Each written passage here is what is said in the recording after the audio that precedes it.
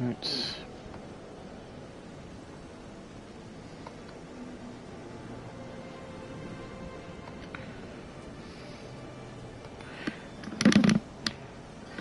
Hello, welcome to part 46.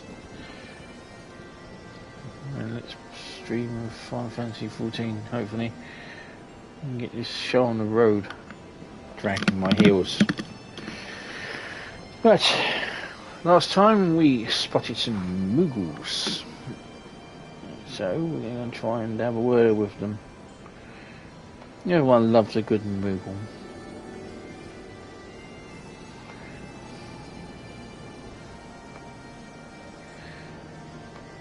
Don't look at me like that. Everyone loves the moogles.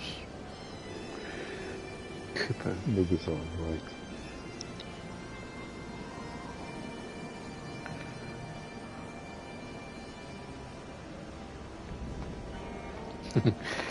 They're right. Poor moogle monk. Well, the last one we've met, last time we saw the moogles, we killed their attempts to bring back the great king Mog. Moogle Mog of the 13th. So let's find out what these ones are doing up here on top of them.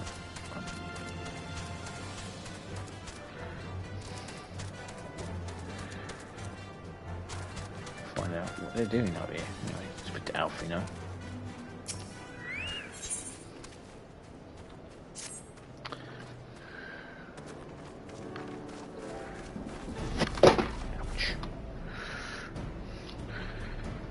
Found it. Could we enlist the aid of one of the local moogles? I'm certain Hraesveglr would not elude us for long. Though the eye enables me to assist the presence records, I can only identify Nidhogg with any certainty. We could wander the mist for days, but not know if we were any close to his brood brother. And those are the days we can afford to squander. Shall we divide our forces then? Lady Ysel, might I ask you to question any dragons who you judge it safe to approach? I shall try, yet I fear the influence of Nidhogg's rage will render most of the Dravonians in the area deaf to reason. And what of you, Master Alphina? I have not given up on the moogles. Minna, come with me to Gridania. I mean to petition the aid of the moogles' kin in the Tweleswood. After the business with Moogle Mog, I dare say they will be glad to help us. Assuming you have no need of me, I shall remain here. Nidhogg senses both the loss of his consort and the coming of the Eye, and his attention is firmly fixed in this direction. I mean to do what I can to hold his gaze in hope that it might delay any action against this guard. Thank you, Assidian. Come then, let us make haste to Gridania rendezvous at the Hraesveglr's altar. But I neglected to tell you, there is an amphitrite of ancient construction here that should take the return journey less arduous. Pray do not forget to use it.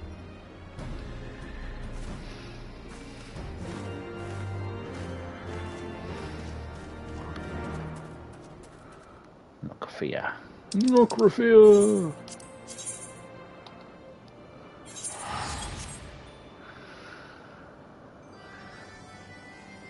Here is the fate and deity of Gridania.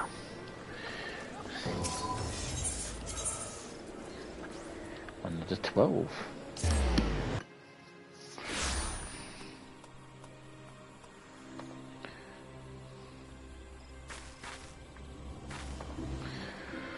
Right.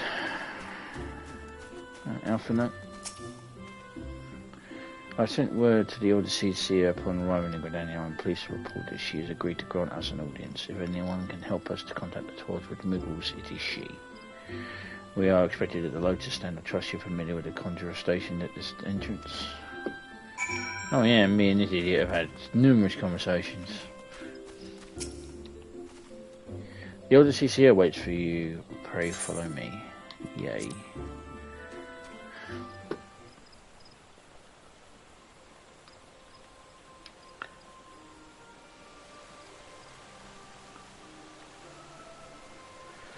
Hello, Canny Senna. I bid you welcome, friends. The Admiral spoke of having met with you, but 'tis no less a relief to see you are safe and how with my own eyes.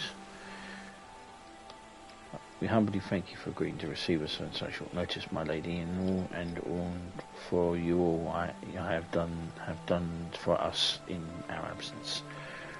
Would it be that it were solely to express our gratitude that we came to you this day? Alas, the tides of battle yet dictate our coming and goings, elder Seedseer. We have begged your wisdom in the matter that may finally bring an end to the Dragon Song War. Great. Just lay it on thick, the Alpha. Just go right in for the jugular. It's like, hey, elder Seedseer, thanks for completing this. Now we need your help. Like, yeah. Yep. What she says? No. That's good. Speak on, friend. You pretty much are screwed, aren't you? Game over. Game over, man. Game over.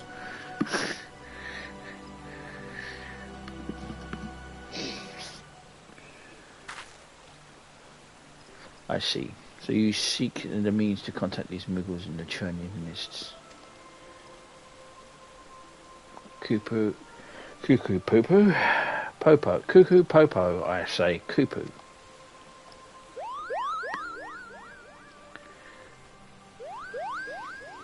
Greetings, Cuckoo Cobb.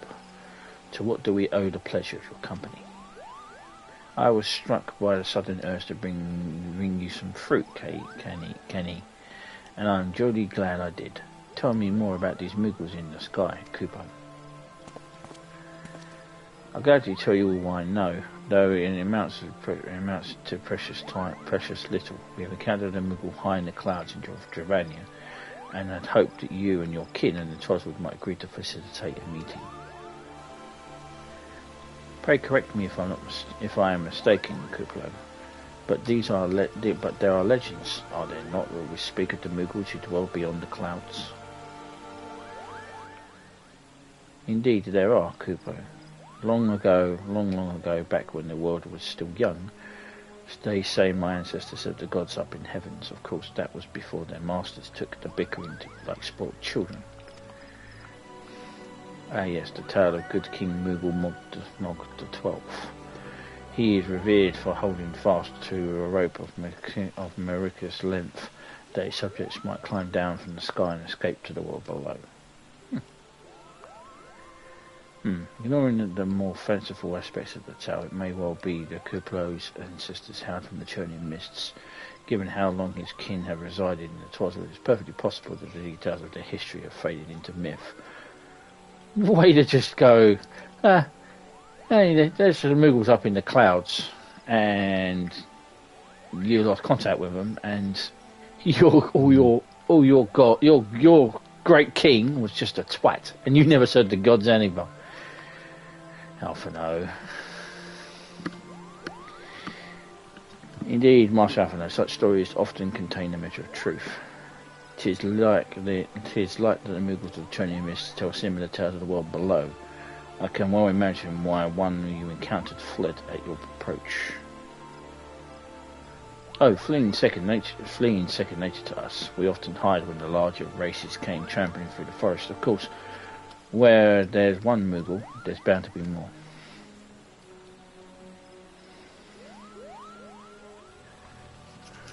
Which is why I've decided to take the trip to the clouds, Kupo. They surely won't be afraid to talk to me. I was hoping you might say that, Master Kuplo. You will accompany us then? Just try and stop me, Kupo. I admit that the thought of venturing outside the Twoswood is a bit unsettling, but I could hardly refuse a chance to meet my distant cousins.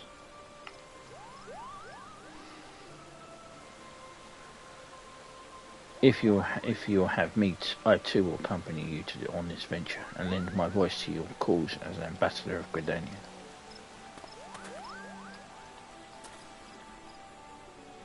Woo! My lady, are you quite certain? How often has our nation turned to the signs of the seventh dawn in its hour of need? How oft have we asked a warrior of light to risk her life to save our own? Full many times I say to you, never have they refused us. Thus I do choose this day to offer my aid to our allies for the good of the realm. Oh, fucking hell, they're all panicking. Is this not just?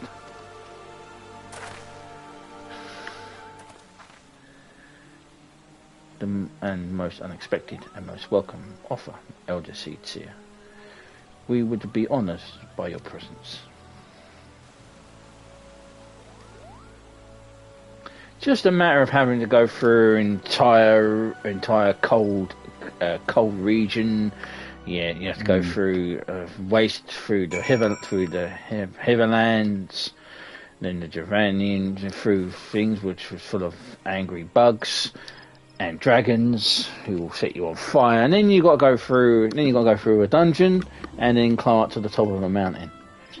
All I have to do is just go to an Aetheryte.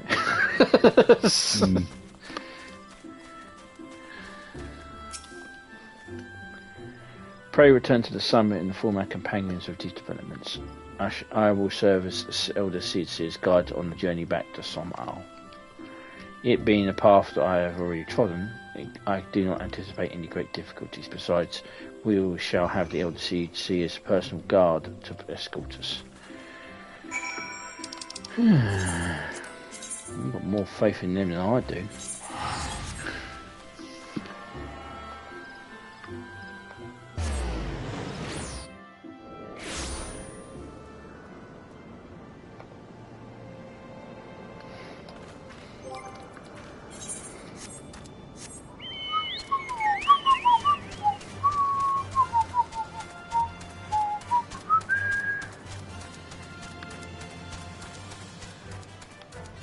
Boing. Boing.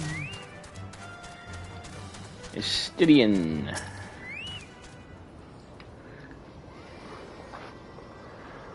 Well met, warrior. Like Nidhogg has not stirred, but he watches us unblinking.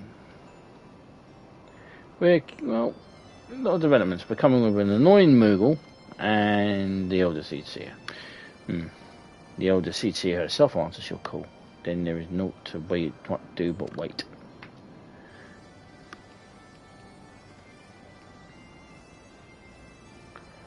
They are here, minor. Greetings, my friends. I'm happy to report that our journey was mercifully uneventful, devoid as the road was of Dravanians. It would seem the dragons have abandoned Sohm for the churning mists. Elder Seedseer, may I present you to you, Sir Estidian, Isgard's Azure Knight. 'Tis an honour to meet you, Sir Estidian. I have heard many tales of your extraordinary skill and courage.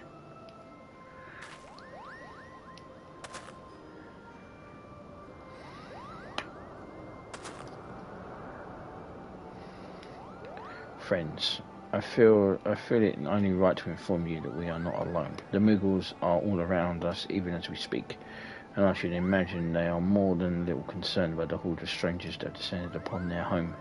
Mayhap now would be an opportune moment to introduce ourselves.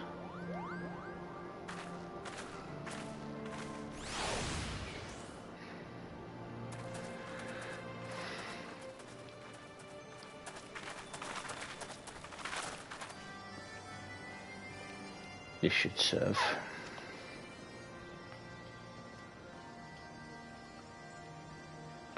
They're hiding, of course, but there are so many of them, Cooper.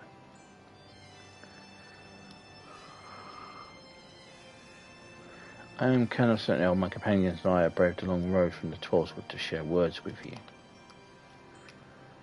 On this, the occasion of our first meeting, I bring an offering of light and wind.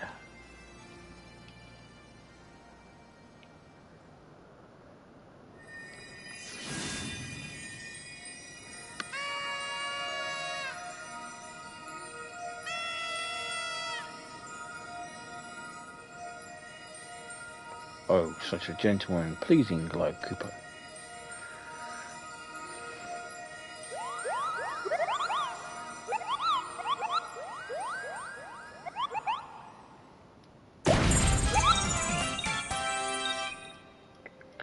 I am Moglin, the chieftain of this Moogle clan.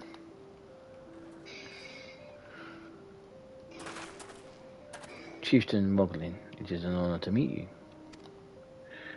Greetings, I am Kublai Cobb, ambassador of the 12 Moogles. A Moogle from the world below. Your hide is of a different hue, but that palm is unmistakable. I might need a moment here, Kupo. My companions were no less surprised to learn of your existence here amongst the clouds. I hope that they did not startle you over much in their eagerness to make your acquaintance. Full well can I imagine your weariness. I am told that the men have not walked here in nigh 1,000 winters. Damn, it's a long time.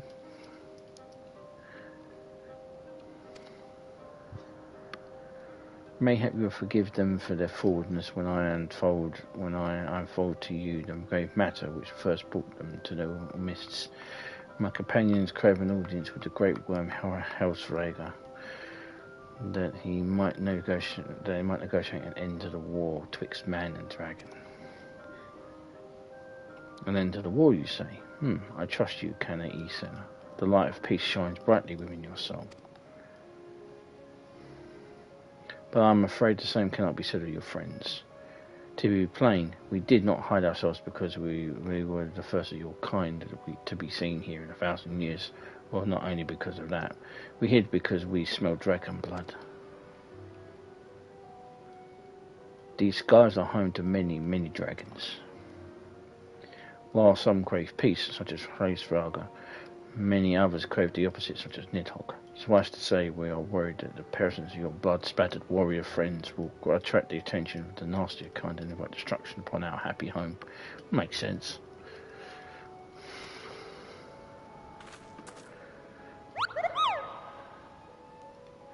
Now, just a moment, Chieftain Mino here has been dulled with the odd thrashing or two, but it's always been a really good reason. Hi, Austin. Hello, Austin.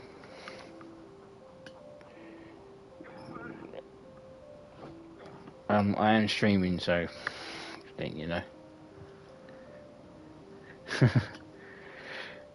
She's a champion of the Toswood Moogles, and not hear her good name slandered. Yeah, damn right. Stand up for me, Kupo Cobb. Now, Ambassador, let's not ruffle each other's furs. I shall, of course, take your testimony into consideration. Hey.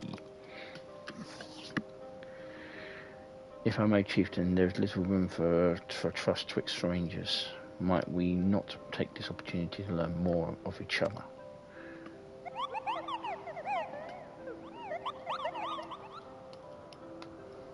An excellent suggestion, Kupo. In the interest of fostering friendship and keeping an eye on you, I extend you the hospitality of Mog Home. Prove yourselves worthy of our assistance, and it shall be yours. I shall be watching, Kupo.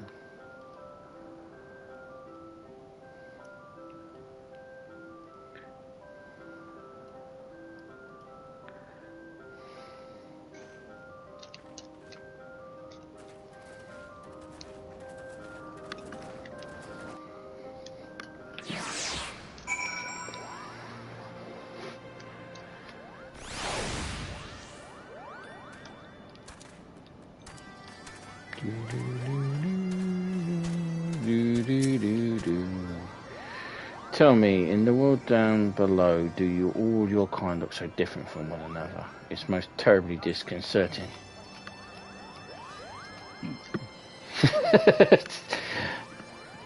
I tend to agree, but Moogles are weird, and Moogles.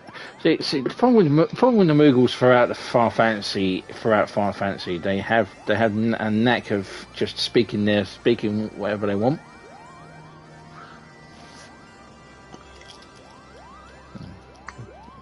Bear in mind, I am streaming, but thank you.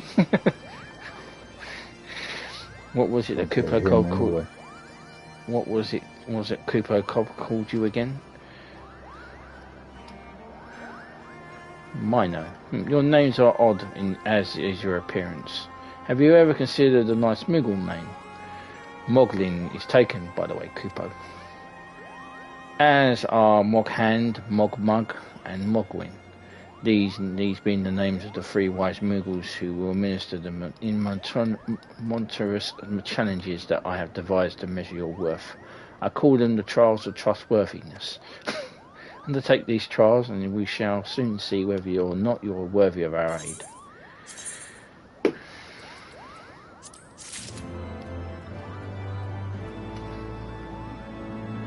Okay. Speak with Moghan. Moghan.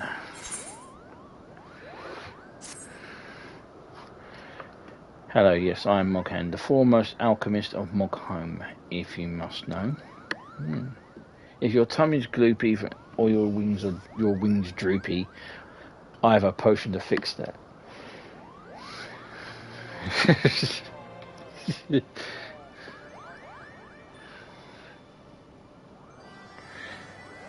You should give me my strings are marked not for children, isn't it? Or I would if I didn't keep. Yeah, or I would if I didn't keep running out of ingredients. Luckily, you're here to do my trial.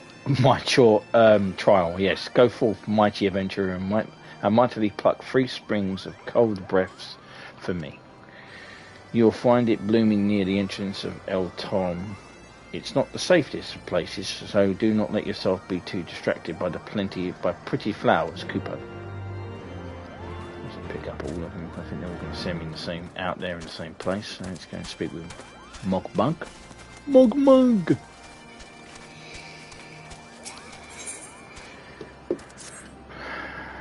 Yes, you have the pleasure of speaking with Mogmug. I know, I'm the fluffiest, most enchanting creature you have ever laid eyes upon, Kupo. It's not easily being so adorable. I can barely take a stroll outside without relentless Dravanians throwing themselves at me. Why, they look as if they might just gobble me right up. In any case, fleeing from their overbearing adulterations is growing a bit tiresome. Your trial, madam, is this. Find these ardent Archosaurus and slap some manners into them, Kupo. Perhaps a firm smack on the snout will teach them to appreciate my charm from afar.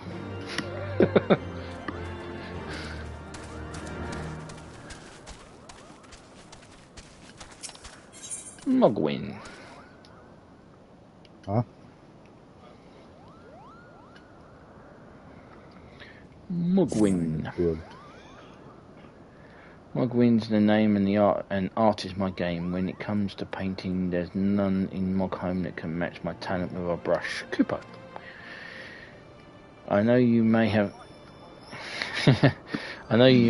come, Chieftain Moglin has demanded that I test your trustworthiness, but I can trust no one to create art that will satisfy me. I've instead charged you with retrieving a masterpiece I seem to have misplaced. It was an ambitious and innovative work, granted to fetch at least 4 Kupo nuts on the open market. You must find it. Question the masses.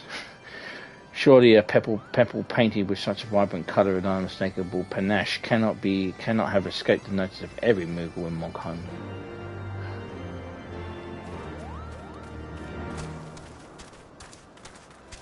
Question the moogles. Moganomo. Mogwin is missing his masterpiece, Kupo. Oh, you mean that painted smear mess of a pebble?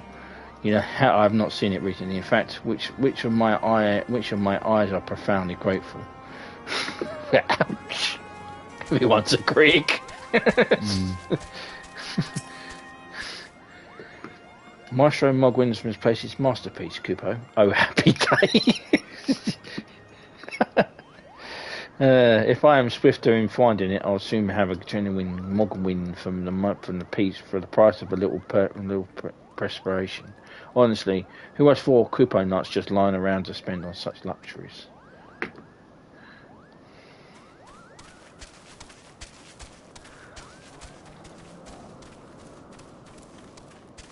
Mogto. I don't know much about his stone, but I do know Mogwin's been creeping out the back way to our summit from time to time. Kupo, maybe he left it up there.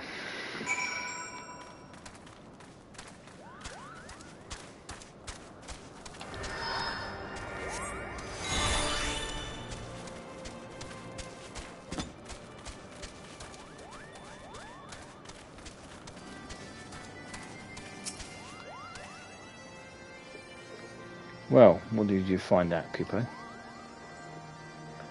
You're not very well liked. Yes, now that you mention it, I do seem to recall leaving my pepper out in the sun to dry.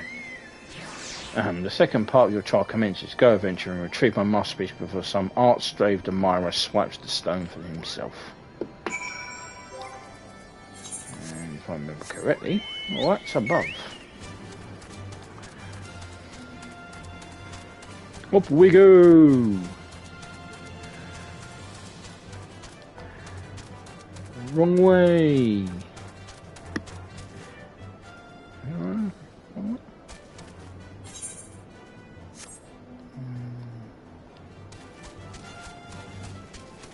think it's the wrong way.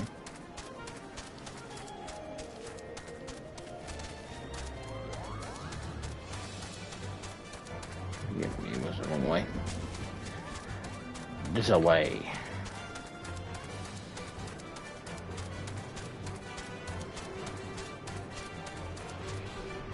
Wait for current.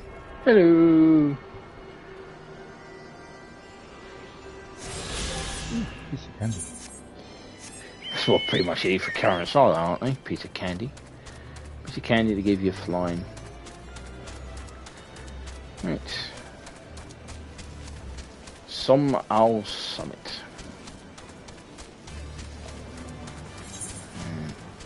It's up here somewhere.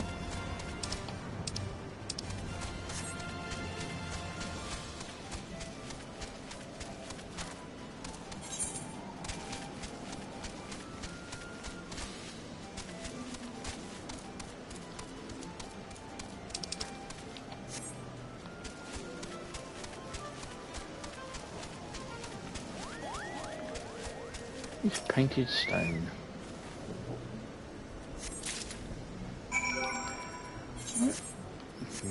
Wing's masterpiece grabbed. I'm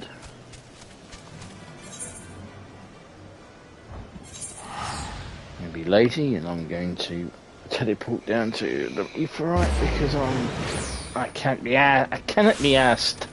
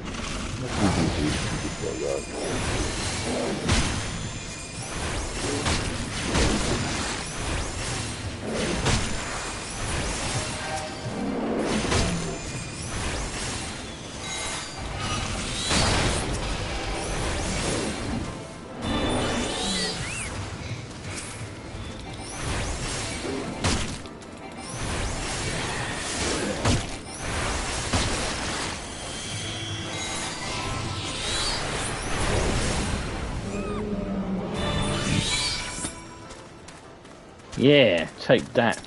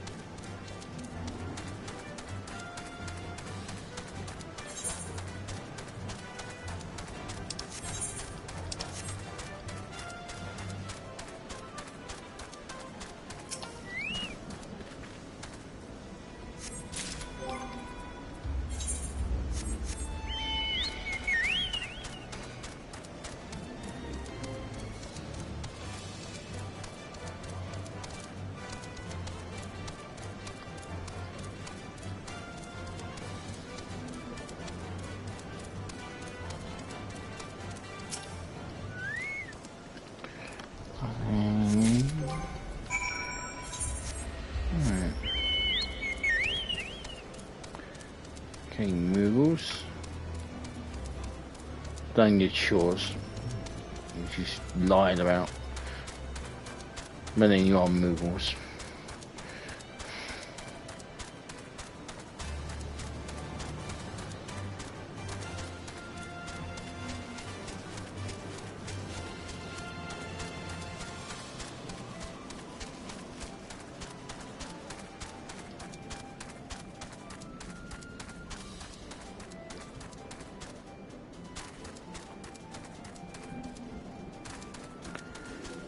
Mugwin, I have your stone.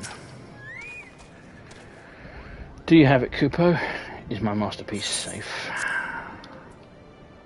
An ordinary rock awashed with an extraordinary colour. What the colour represents, however, you cannot discern from any angle. Yes, this is my work. It is not exquisite. I call it Contemplations of Zenith. Thank you, madam. At last I can exchange my art with those delectable Kupo nuts. Chief and Moglin will hear of this valorous deed.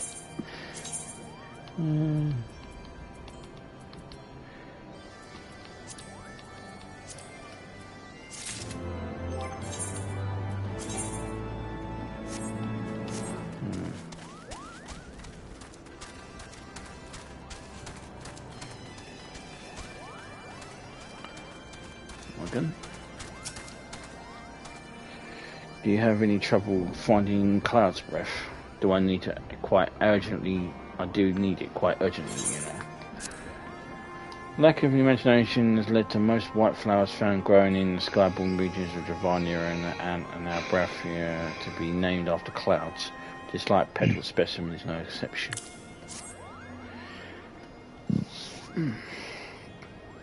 Oh yes, these are perfect, Kupo. Now I have the main ingredient for my pom tonic. Speaking of which, how are you feeling, miss? Should you ever feel your pom losing its balance, I am your moogle, Kupo. You're more than welcome.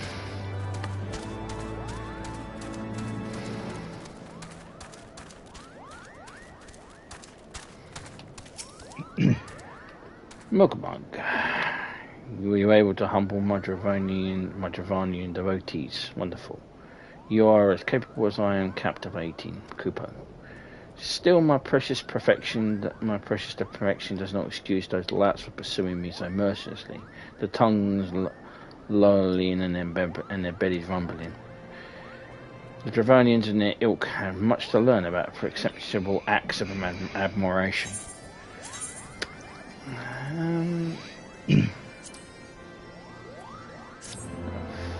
You have completed the trials of trustworthiness. Return to Chieftain Moglin and await his judgment.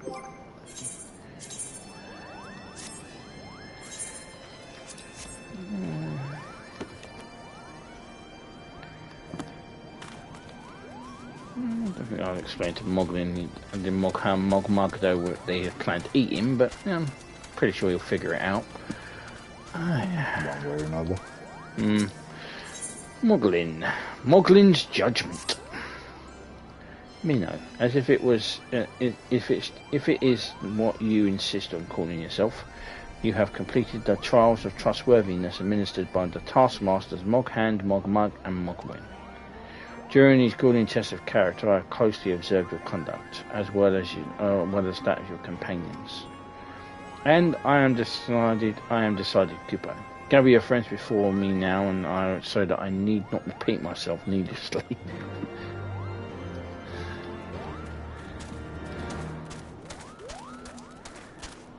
Alpha note.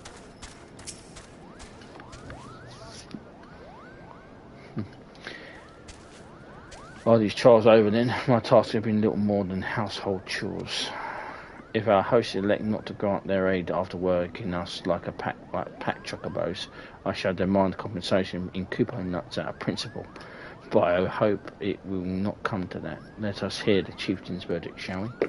That's it, Alpha. Now you demand Kupo nuts. Yes, Stidian, I'm pretty sure you did bugger all.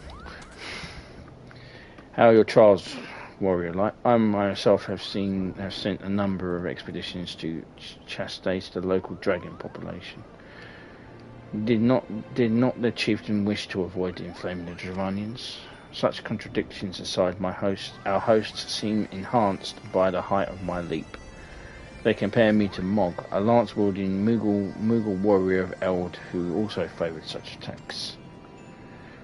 'Tis meant as a compliment, I accept, but I doubt any furry lumps would outleap a Karaku lamb, much less a dragoon. Conclude your business here swiftly, mine own. I like not this place. Lighten up, man. Only Cannery Senna. What did they get the seats here to do? Standing here in Mog home, as my thoughts turn inevitably to the legend of the good King Moogle Mog 12 and his seat in the heavens. Like most, I thought no more than myth, a story for younglings that grew from with the telling. But with every passing moment, I become more certain that we have discovered the origin of the tale. Full eager I am to hear what the chieftain has to say.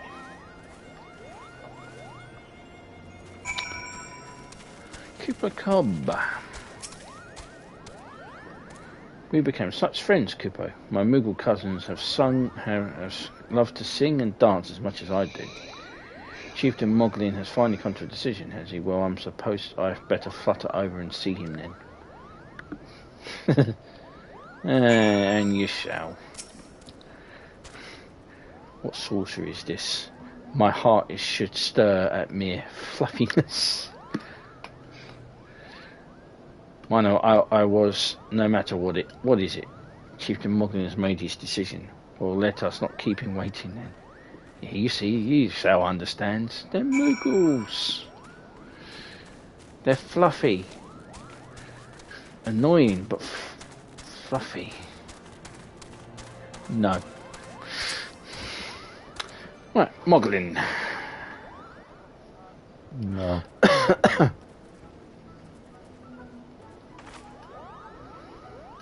Never have I seen such determined workers, Kupo.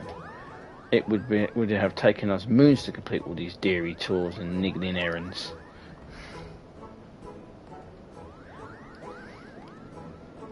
And have our labours proven the purity of our intentions, chieftain? Without a doubt. In fact, there was never really all that much doubt to begin with. You were, after all, already friends with a fellow Moogle. But you see, before any meeting with Hraesveglr could take place, certain preparations needed to be made. And what better way to help you pass the time by having you perform all these tiresome tasks that no one ever wants to do, Kupo.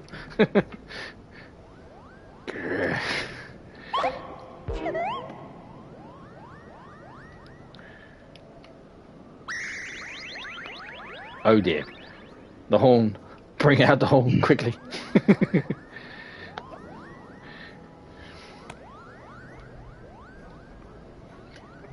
We blow on this wondrous instrument whenever we wish to speak with the great worm, Kupo. We haven't perhaps been treating it with care it deserves of late, and I think Mogham may have sat on it. We need some time for cleaning and polishing and straightening. No loss and harm done, though. Now, you simply need to head to Zenith, the worm's dwelling to the west, and give the horn a good toot. We are in your debt, chieftain. Thanks to your noble gift, we shall finally have a chance to plead our case with Hraesveglr. Very possibly, yes, but I wouldn't get your hopes up my hopes up too high, Kupo. The old worm isn't terribly fond of Your concern is appreciated, but I'm quite certain that Hraesveglr will welcome our overtures.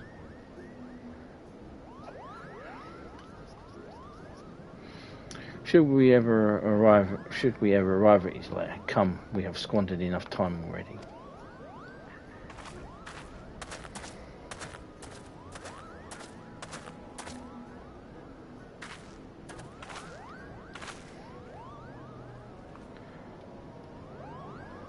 Chieftain Moglin, we thank you for your gracious hospitality. Though we must soon take our leave, I pray that we may continue to nurture the shoots of this new-sprung friendship twixt earth and sky. Of course, Cooper. Visit us whenever you wish. Consider Mogholm your home amongst the clouds.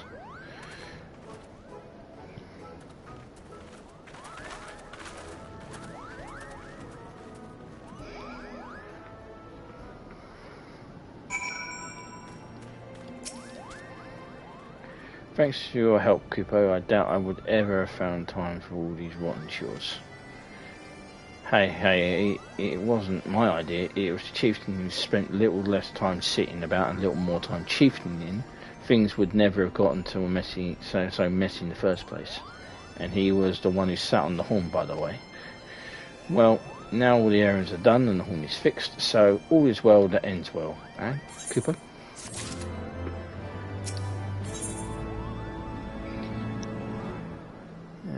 Leaving Mogholm.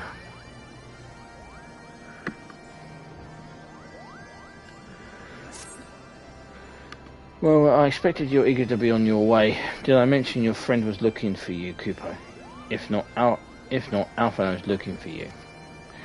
I'll be waiting just outside, stretching my wings. Let me know when you're ready to depart.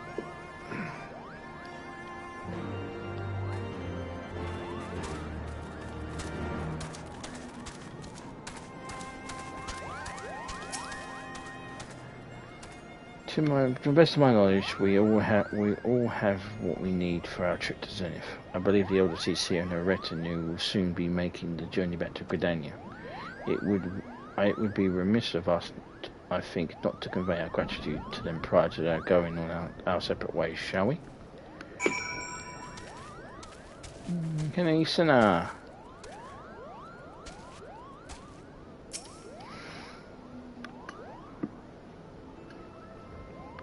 Alphano, Mino, I do humbly thank you for what has been the most enlightening experience. Were it not for your pioneering spirit, the existence of these moogles might never have been revealed to us. 'Tis we who should be thankful, Elder Seedseer. Were it not for your timely diplomacy, they would never have chosen to reveal themselves at all. And 'tis was your presence, Kupo Cobb, that ultimately won us their trust. You must have taken great courage to lead the sanctuary of the 12th Wood, and we are exceedingly glad that you did. It was my pleasure, Kupo. We have made so many new friends and so many fantastic tales to tell my king's moogles back home. And it is our home that we must return. May you ever walk in the light of crystal, my friends.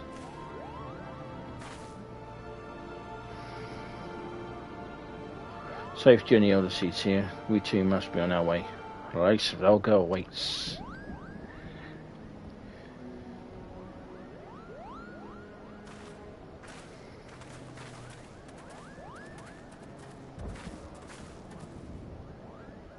Warrior of Light, pray attend closely to your companion. Celestian beneath that stoical facade, a storm of anguish seethes unseen.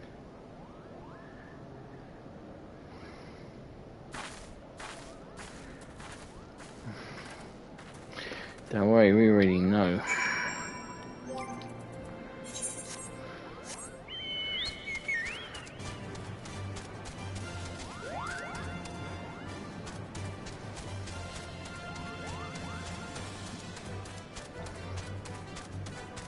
Am I pronouncing Hraesveglr right, or am I pronouncing it wrong?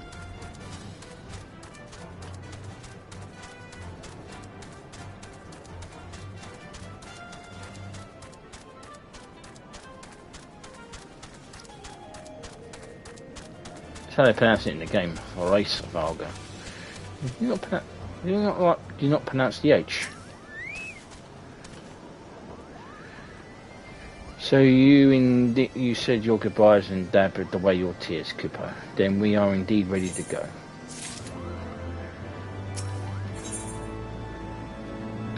Right. The road to Zenith. As Chieftain Moglin already explained, the shiny instrument we gave you is the best means of grabbing Hraesveglr's attention. I'll come along and show you the way to Zenith. That's a big palace where you need to blow the horn. First things first, though, we need to make for Ashar.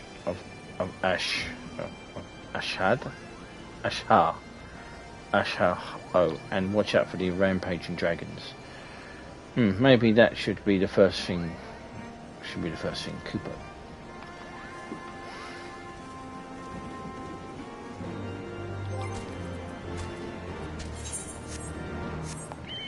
Do do do do do do do. Boing boing boing boing boing.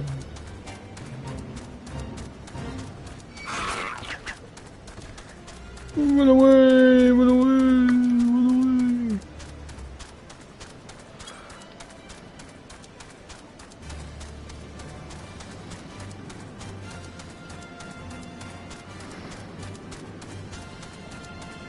That looks like a pair of unfriendly dragons. Oh shit. Now, fellas.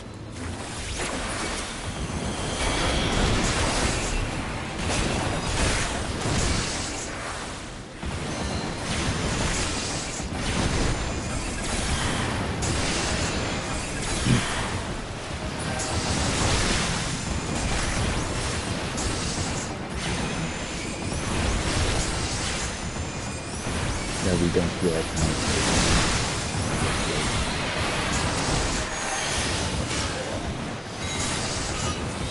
Sorry?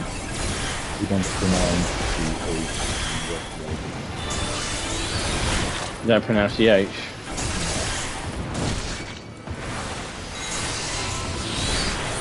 So it's Hraesveglr then.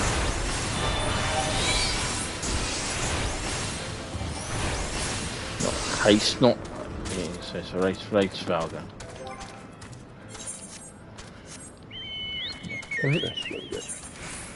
Is he a dragon?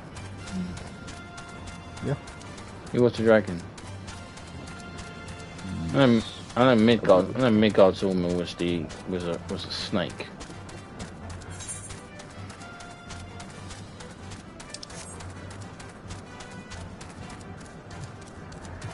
That's the world serpent, isn't he? Yeah, I believe so. Ragnarok will begin once he catches up with his tail. No, you don't want him to bite his tail. If he bites his tail, that's when Ragnarok begins.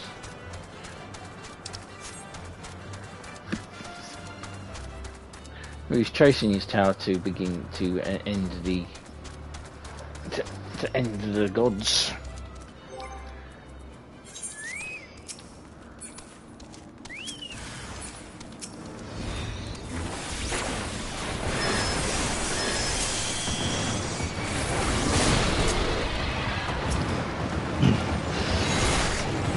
Somebody says, "Are you a god?"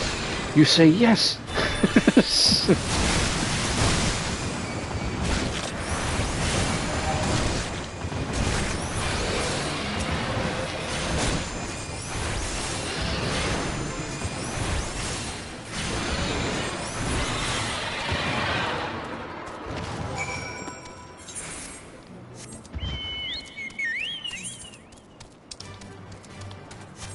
The path to Kalhaya seems to be difficult.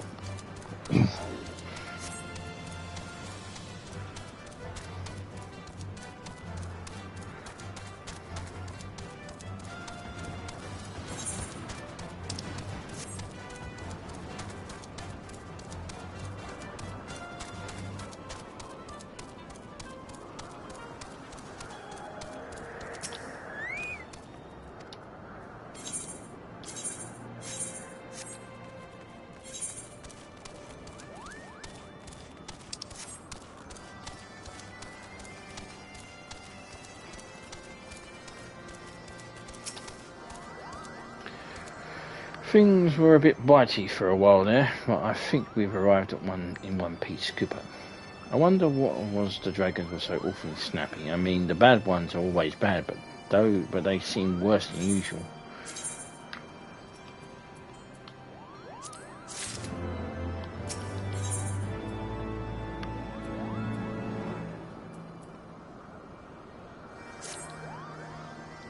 We may have a small problem, Kupo. When the winds are high like this, Hraesveglr invariably abandons his lofty perch and heads to the lands below to hunt.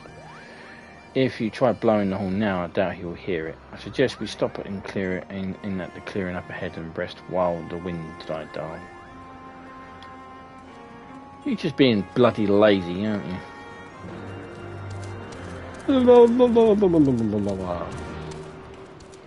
Boing, boing.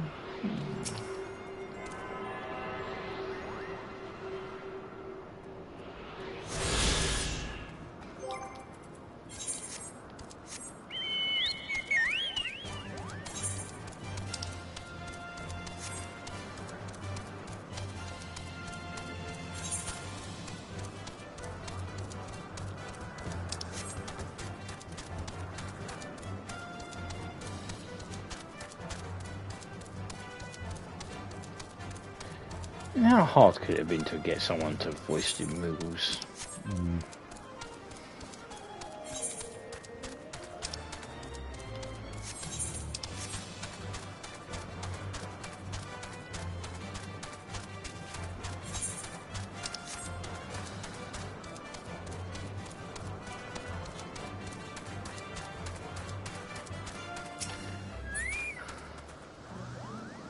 Face Marcus. Huh? That would be nice.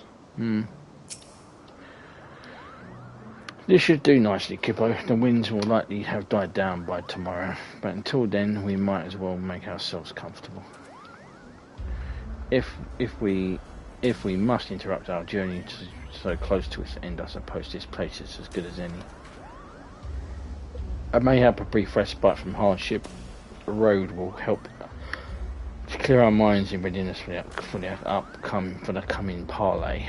Very well then, I believe a campfire is in order. Leave the gathering of the fuel to me. I acquired a keen nose for firewood during my time in the frozen wastes of Corfus. Clear our minds. 'Tis Master Alphinaud whose mind needs clearing. The thought of meeting a great worm in the flesh has befuddled the boy. Did you see him stroll away as if these ruins were not clawing with deadly beasts? Follow him, mine and see that the wildlife does not make a meal of our young friend. We will make camp ready by the time you return. Oh, Ristidian.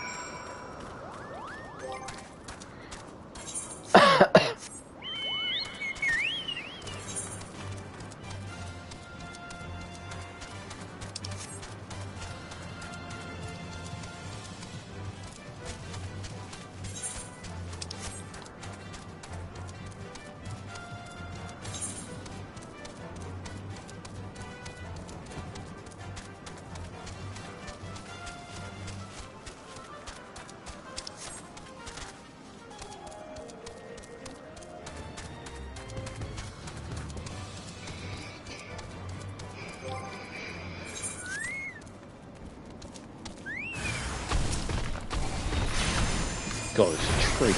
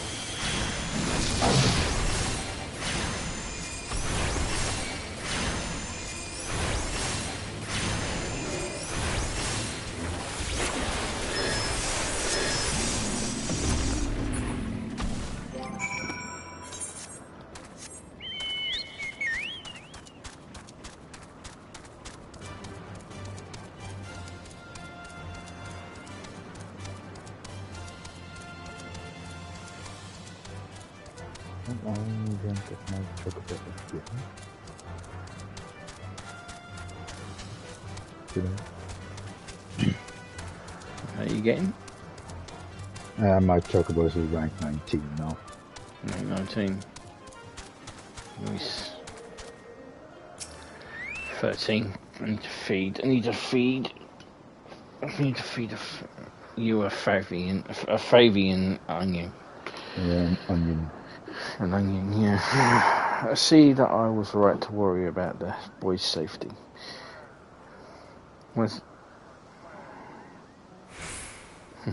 Once Alpha returns from the wood, we can see about supper. The Ice Queen has filled a pot with what looked like stew ingredients, ready for fire.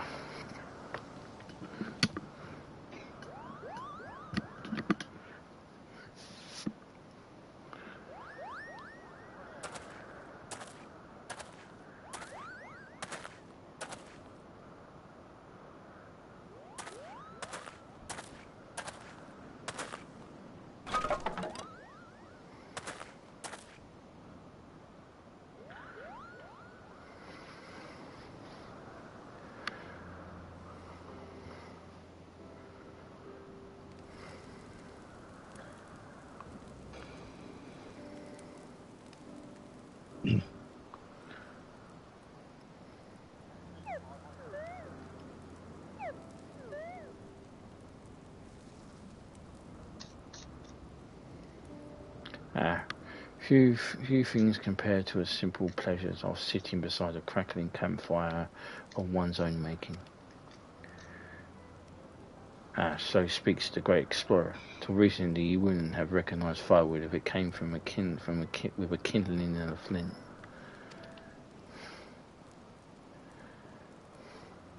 "'Tis well you instructed me so patiently then. But yes, left to my own devices, I would have been compelled to signal to yourself with a pile of damp leaves."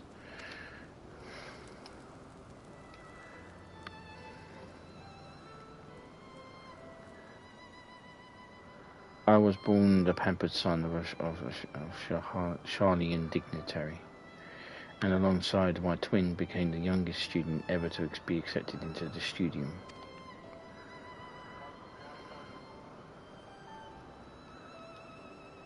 Okay. How proud I was to match wits with the scholars and philosophers. How ignorant of my own shortcomings. That hubris invited manipulations and betrayal, and led to the downfall of the science. We all of us guilty of similar ignorance. How many men laid down their lives never knowing what it was that they would fight for, never questioning that which they had been taught to believe.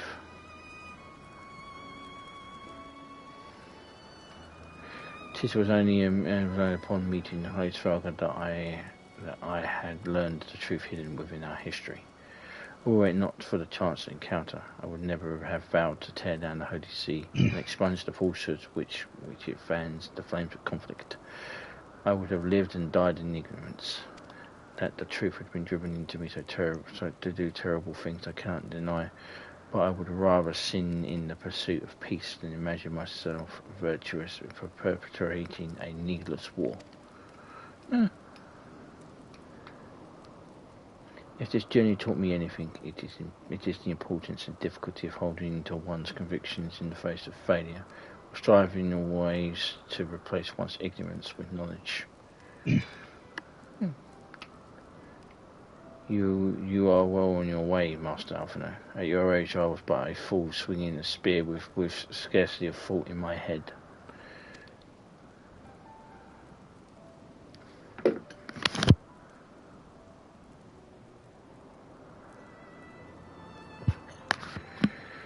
Even now I struggle to acknowledge that the misconceptions under which I have laboured.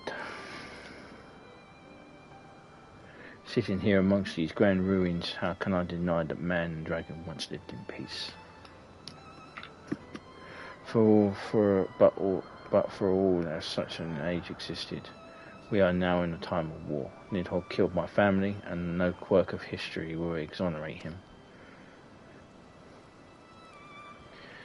I may be ignorant of how the Dragon-Song War began, but if we do put an end to this conflict now, I can say for certainty it will only breed more vengeful souls such as mine.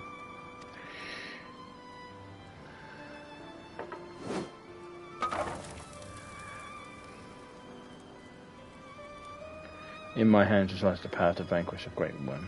If its guard's survival rests on me wielding that power, I will slay Nidhogg myself, orders or no. Estidian, gave your word. My word is contingent upon the success of our parley. Show me the strength of your convictions, Lady Iceheart. Convince Hraesveglr of the righteousness of your cause.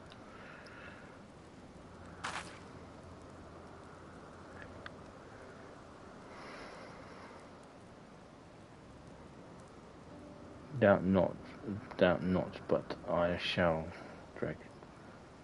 Dragoon. Well, winds willing, we shall have our answer on the morrow. Let us sleep now and face our fate with the rising of the sun.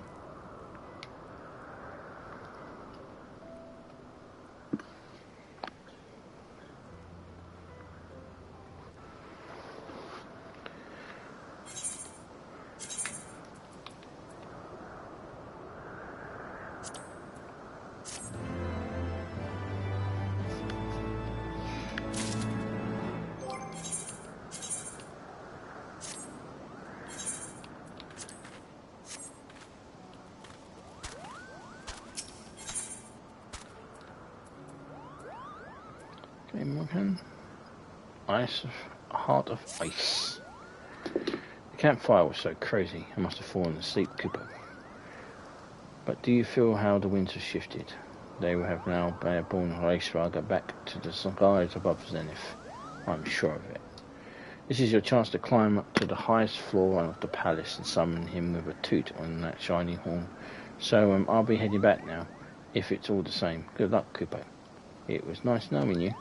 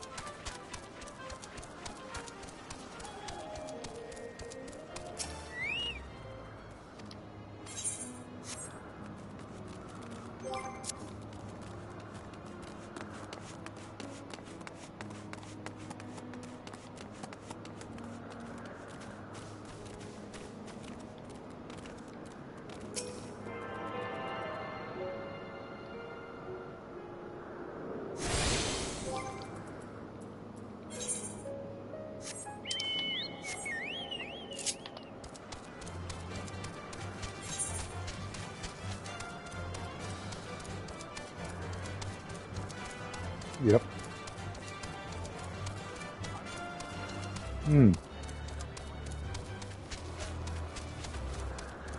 Nothing.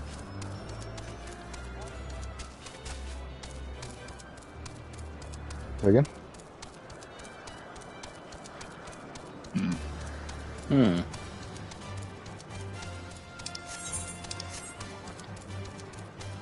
Yes.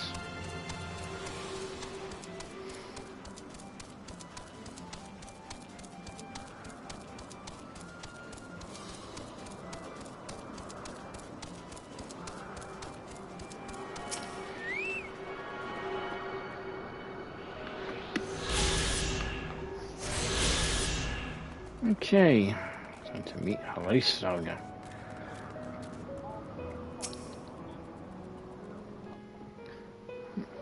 Here we go.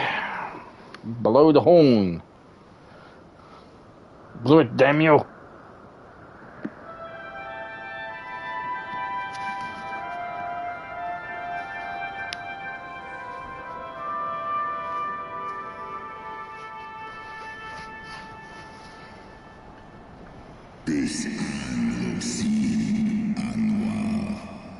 Mortals, why do you disturb my solitude?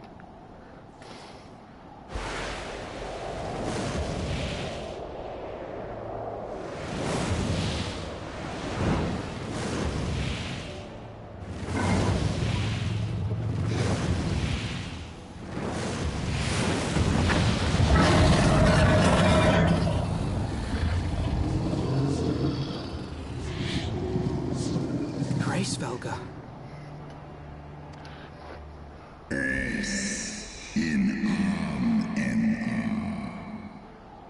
Does.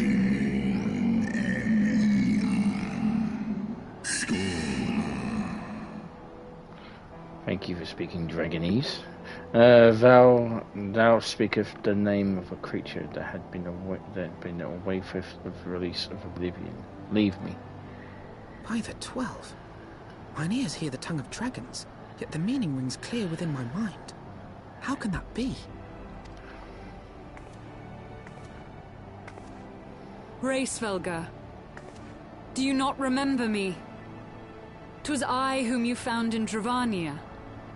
I who glimpsed the truth. The truth about your past. About Shiva.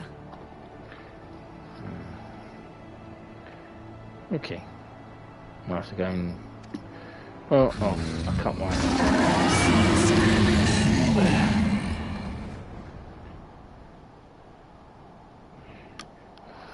Do you not speak her name, mortal? No.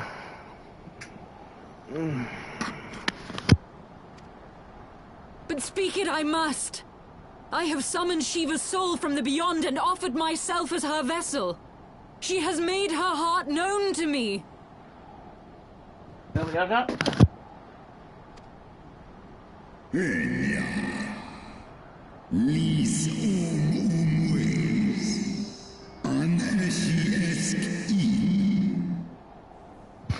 Foolish girl, thinketh thou my beloved spirit hath descended from the heavens.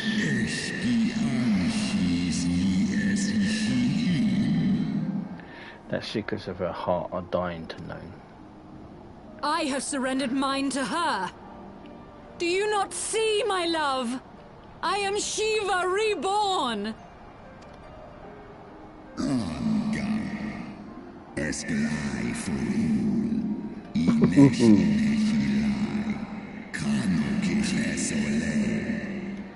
Hraesveglr will put down. Gullible fool, the light but illuminated the past for thee. Did not grant thee ominous. Ouch.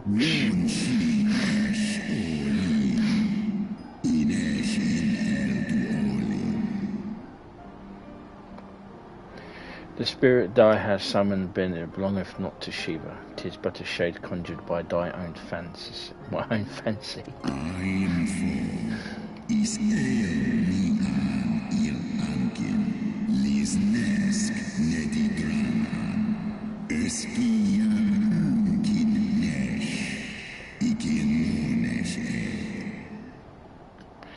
In an age long past, mine own king were guilty of like folly. Beguiled by the Dark One's lies, they attempted to resurrect the king among worms. Yet divinity they called forth merely borrowed the semblance of my fallen blood brood brother. Oh yeah, the king among worms. I wonder who that could possibly be.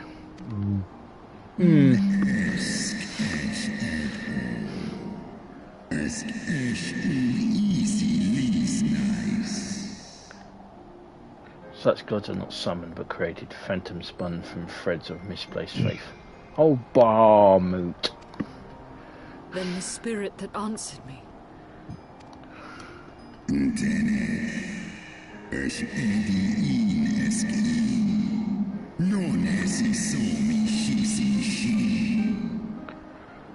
Was but thy dream of Shiva. Thy soul hath been corrupted by the deity of thine own making, child.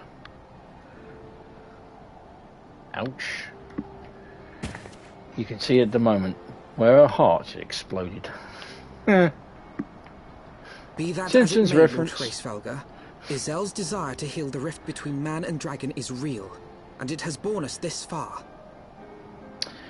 I don't think Lord Hraesveglr gives a shit. We would spare both our kind and yours the ravages of this senseless war. Pray join your voice to ours in a call for peace and forgiveness.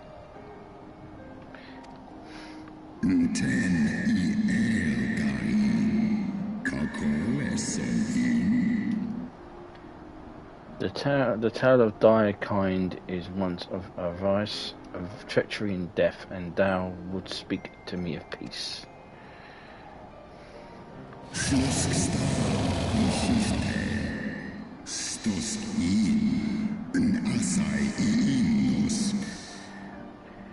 Hark thee, mortal, to the naked truth, then tell me thou deservest forgiveness.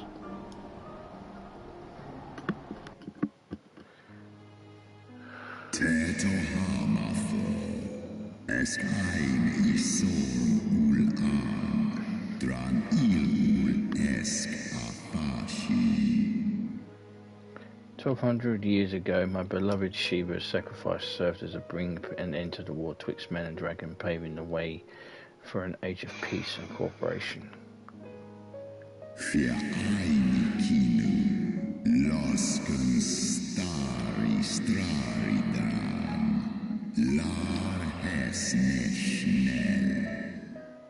Two centuries of harmony were to follow, during which time the Elzen learned much about us, not least that the eyes of great worms are well springs of his strength. Well, why did you share that with them?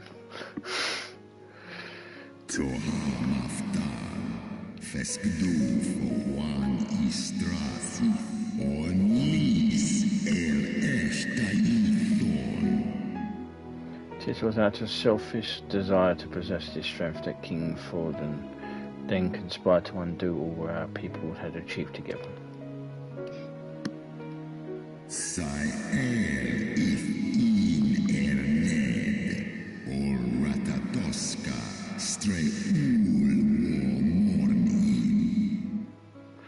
With the aid of his lead knights and most noble Elsen lured my blood sister Rostoska into an ambush and took from her which he had craved.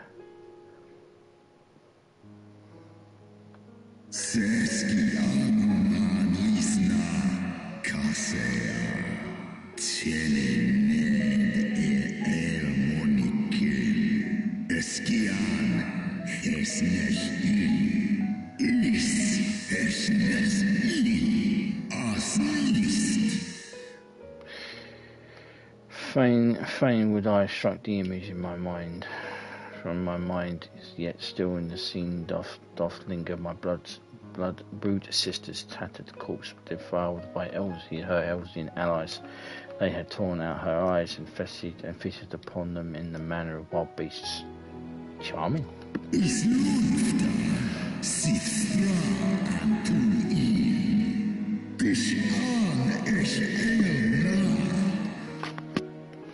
Yeah,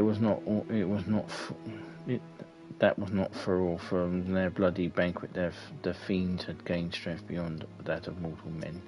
Even now, I labour to comprehend the enormity of their betrayal.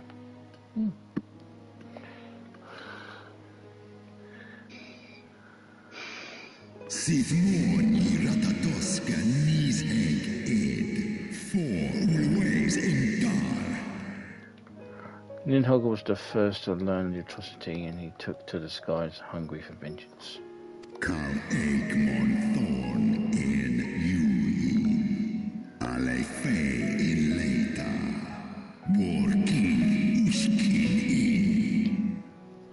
But though he slew Théoden and some few of his knights, their fellow butchers knew only too well that where to aim their spears, and with now practiced savagery, they set upon my brood brothers, sending him frayed in from the field.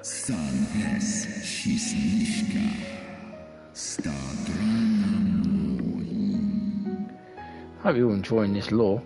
Such the truth that only he would keep hidden, such as the beginning of the Dragon's Song.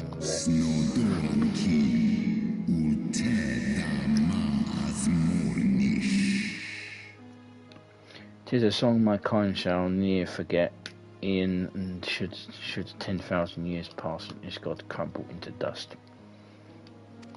He's pissed. Mm-hmm.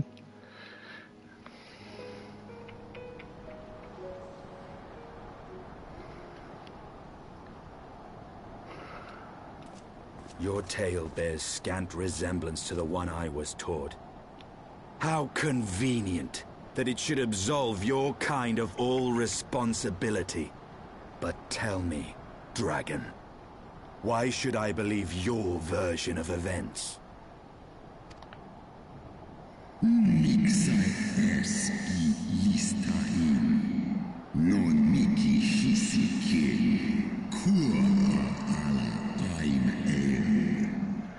What thou choosest to believe is immaterial. The betrayal yet haunts mine every waking moment is no less the truth to my kind.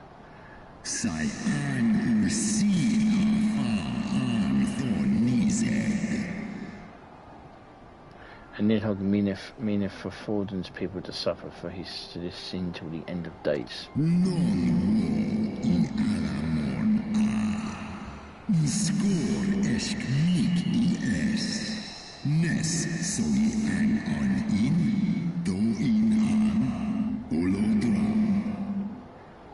That which thou imaginest a war of extinction is but a punishment, a siege of the spirit.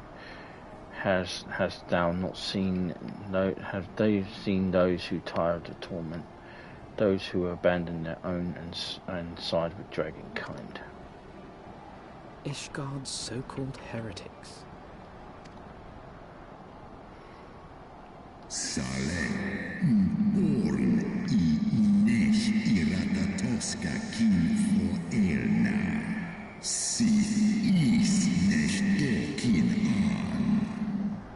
Know that all the traitors' potency bear a trace of Ratoska's essence, but a single sip of our blood is enough to awaken it.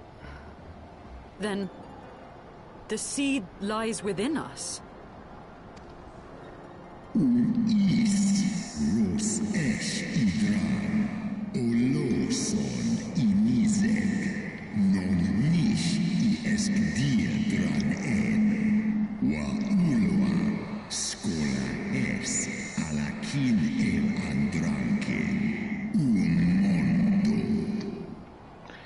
Tis this reason that those who have abandoned their loyalties are rewarded with a drink, and thus they are transformed to join the ranks of Nidhogg's ever-growing army of newborn dragons. One by one, those through death or defection, one brood brothers shall encounter all the betrayer's children. Ye gods, I have borne witness to such a transformation. Looked on as a heretic assumed the shape of a dragon. I imagined it some manner of Dravanian enchantment. But if any Ishgardian, regardless of allegiance, has such potential within them, 12 forgive us. To think of all the dragons we've slain!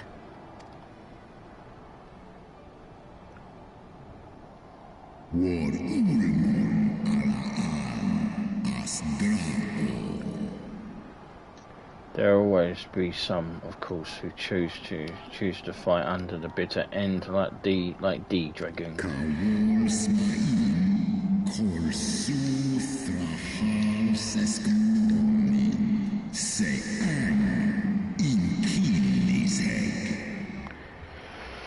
But struggle or die useful vigour will be spent on it, which is 210. And Nidhogg shall remain to torment thy offspring. Oft have I wondered why Nidhogg did not simply raze Ishgard to the ground. Now I have my answer. He has no intention of winning the Dragonsong War, for it is no war at all, but vengeance, an eternal requiem sung for his murdered sister. Oh, I thought it was on Thursday. Thy has the right of it, Dragonslayer. Comprehendest? Is that even a bloody word? Thou now the futurity of thy quest. I have not come this far only to admit defeat. We can still return the eye to Nidhogg and beg forgiveness for our ancestors' crimes. Mayhap our words will sway him. Oh, yes, Sal, you're funny.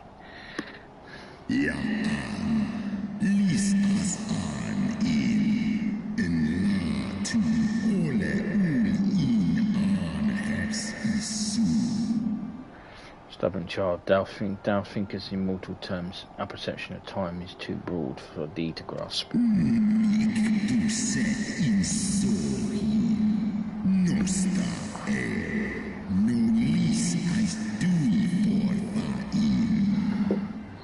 It is a simple matter of thee to offer thy apologies, though thou didst not perpetrate the crime, despite thy visions, the deeds of history seem distant to thee.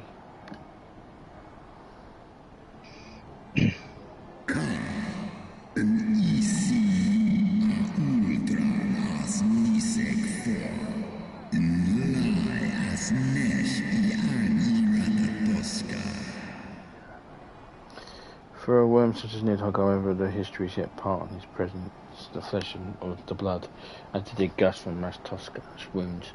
How could he not be driven mad?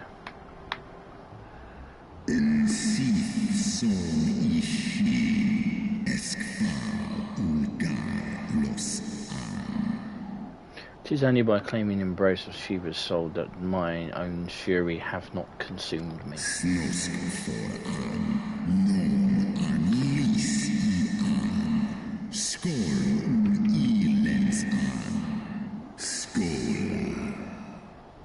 But let us speak no more of what is done. My faith in your kind is spent, and I would be alone. Okay. Later, bitches.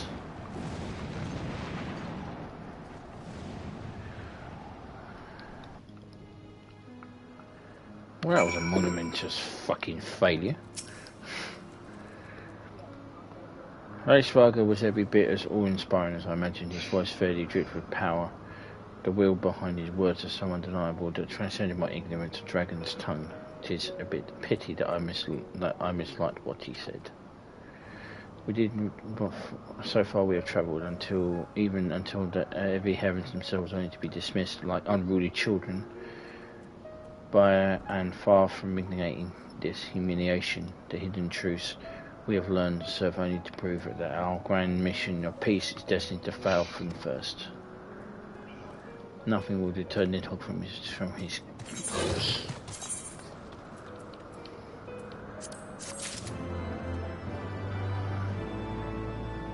I think I'll end my stream there. Thanks for watching.